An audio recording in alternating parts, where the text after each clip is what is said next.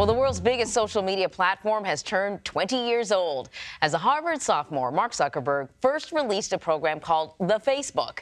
In February of 2004, that program would then launch a company that would capture more than 3 billion users, hit a value of $1 trillion, and make so much cash that it's now kicking back dividends to shareholders.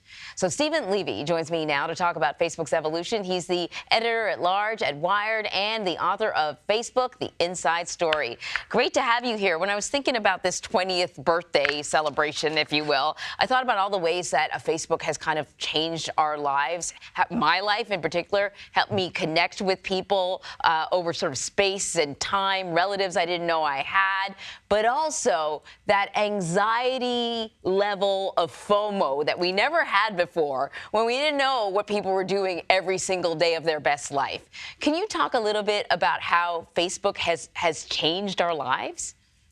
Sure. It really is amazing. And I think what made Facebook and what Mark Zuckerberg understood, or maybe, stumbled on to some degree, was just that, how much this social networking can get into people's lives and change it. And he had the advantage of launching it in a very bound community, just the Harvard world. And when it just first started, it was just for people at Harvard. If you didn't have a Harvard edu domain, you couldn't get into it. And in college, you know how close you are to people. You want to know everything what's happening in your social circles. And he was able to export that closeness and that sense of community to the larger world. 2 years after he launched it, 20 years ago yesterday, he released it to the world and was able to create those communities, which creates a network effect that has literally, as you said, billions of people, almost half the earth, on Facebook and its other platforms. So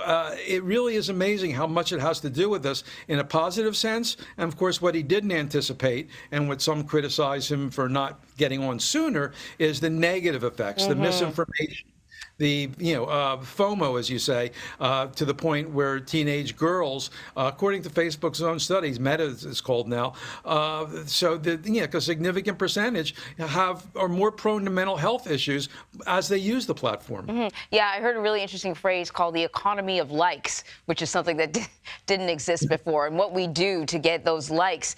But it occurred to me that with every kind of new iteration of Facebook, every tweak, there was pushback. People were outraged. Apparently, people were outraged when the news feed started. They thought it was intrusive and sort of infringed on their privacy. But then we all sort of simmer down and just go with whatever Zuck wants. What is it about Facebook that allows it to sort of weather these controversies, no matter how serious they may be?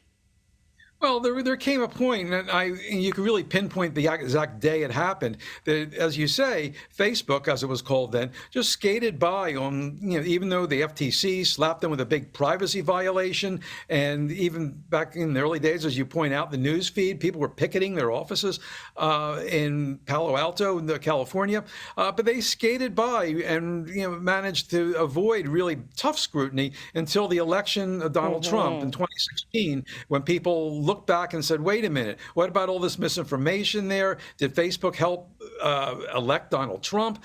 And from then, people started taking a much closer look, and it did come across much more scrutiny. But it is very much a split-screen company. And on one hand, it has all this damage to his reputation.